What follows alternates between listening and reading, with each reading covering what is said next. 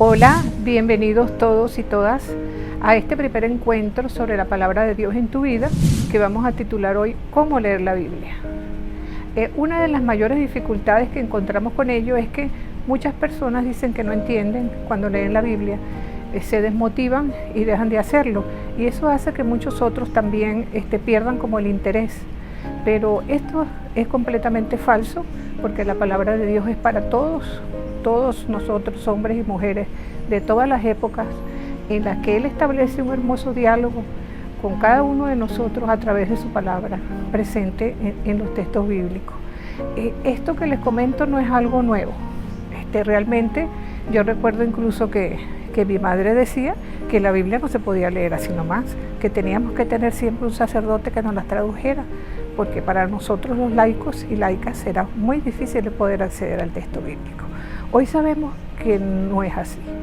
No es que sea tomar la Biblia y ya.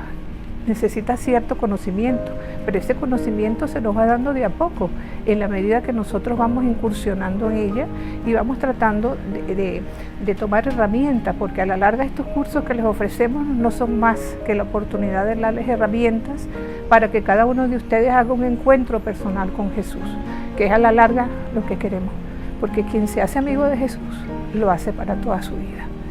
Ahora, tendríamos que decir qué condiciones necesitamos nosotros para leer la Biblia. Lo primero es recordar que la Biblia es palabra de Dios, un Dios que se abaja al ser humano, que le ofrece una palabra de amistad y que a través de esa palabra va estableciendo alianzas. En el fondo, la Biblia no es más que relato de continuas alianzas, pero es también una palabra humana, porque se ha valido Dios de hombres y mujeres de diversas épocas que con la cosmovisión acerca del mundo y de la vida, acerca de las realidades que le tocó vivir en su momento, también han sido partícipes de esta hermosa labor que encontramos en los textos.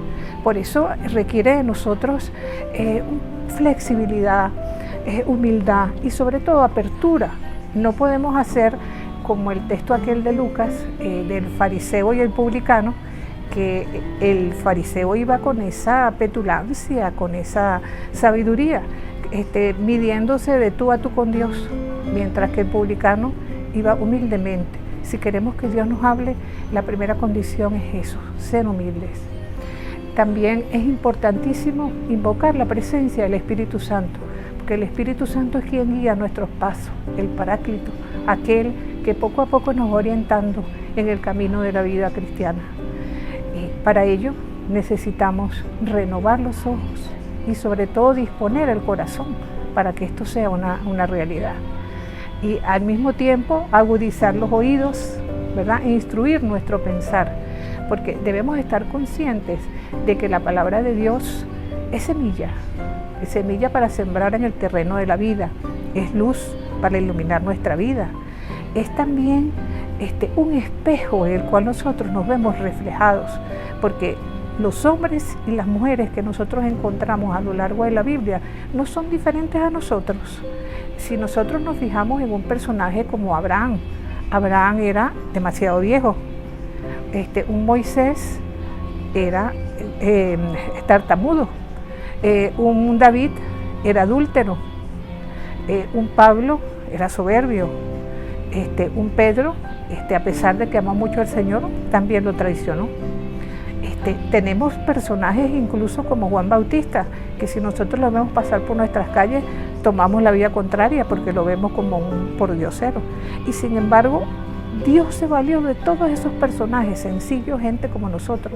¿Por qué no nos va a seguir hablando a nosotros hoy? Y esa es la mayor razón por la que tenemos que tomar la Biblia en nuestras manos, porque además es una ventana que es capaz de dejarnos asomar desde el hoy hasta el ayer, pero al mismo tiempo es capaz de mostrarnos desde el ayer hasta hoy que esa palabra que se escribió en un momento dado para una comunidad concreta sigue siendo eco en cada uno de nosotros todavía el día de hoy. Dios nos sigue hablando a través.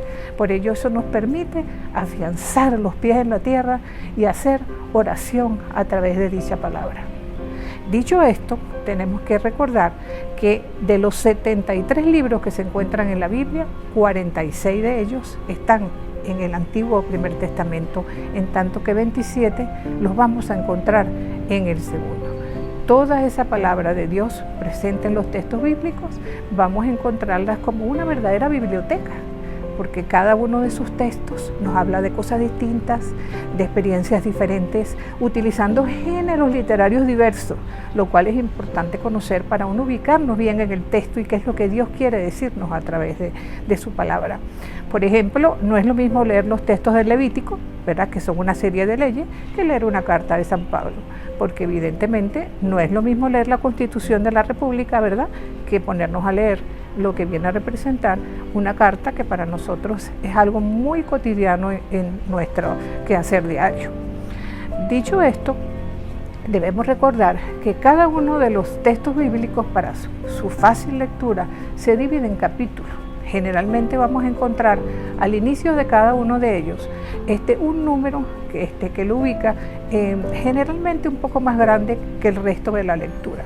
Y cada uno de esos capítulos va a estar dividido en versículos, ¿verdad?, que generalmente están en números más pequeños y que nos ubican acerca de un relato concreto dentro del texto bíblico, ¿verdad? Ahora, nosotros recomendamos, sobre todo para la gente que está comenzando a leer la Biblia por vez primera, seguir el paso de la lectura pastoral de la Biblia, que de alguna manera tiene 3 pasos completamente definidos. El primero de ellos es partir de la realidad. El segundo, el juzgar a la luz del texto esta realidad. Para ello vamos a reflexionar completamente lo que ese texto quiere decirnos y finalmente llevar ese texto a la comunidad. Entonces, ¿cómo nosotros entendemos cada uno de estos pasos? En primer término, partir de la realidad es lógico, porque ninguno de nosotros cuando va a leer el texto bíblico deja de lado sus problemas, las situaciones concretas de la vida, sus angustias y sus alegrías. Y esto es de vital importancia, porque si bien la palabra de Dios es para todos, debemos estar clarísimos de que todo va a depender del contexto en que nos encontremos. Ahora, una vez que tenemos el texto en las manos, ¿qué vamos a hacer? Debemos reflexionar sobre lo leído, eso es evidente. ¿Qué es lo que ese texto nos dice a nosotros? ¿De qué forma lo dice? ¿Hay alguna palabra, algún símbolo, algo que haga resonancia, que durante la lectura nos haya tocado un poco más adentro a cada uno de nosotros? ¿Hay alguna palabra simbólica que nosotros podemos destacar a lo largo del relato? Les pongo un ejemplo concreto. Si nosotros vemos, por ejemplo, el relato de la mujer adúltera, ¿verdad?, donde y lo vamos a encontrar en el Evangelio de Juan, el capítulo 8. En ese momento concreto, una serie de hombres acosa a una mujer, la lleva ante Jesús y la idea es caerle a piedra porque la consideran adúltera. ¿Cuál es el símbolo presente allí? La piedra.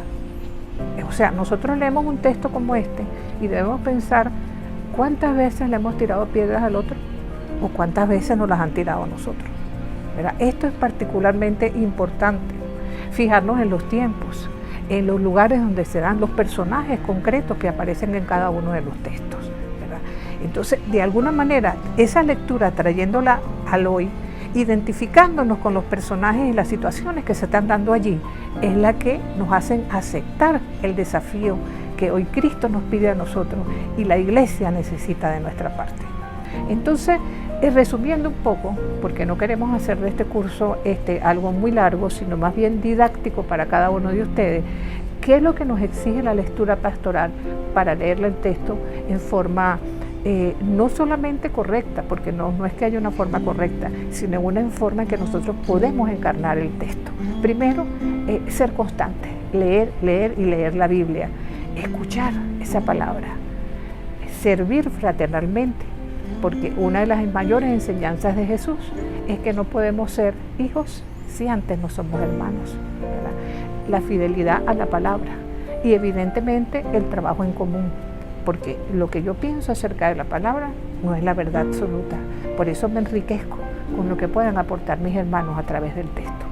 Dicho esto, les invito al próximo encuentro donde vamos a profundizar un poco sobre quién escribió la Sagrada Escritura, en qué momento se escribió, dónde se escribió y cómo se llegó al texto que tenemos en nuestras manos.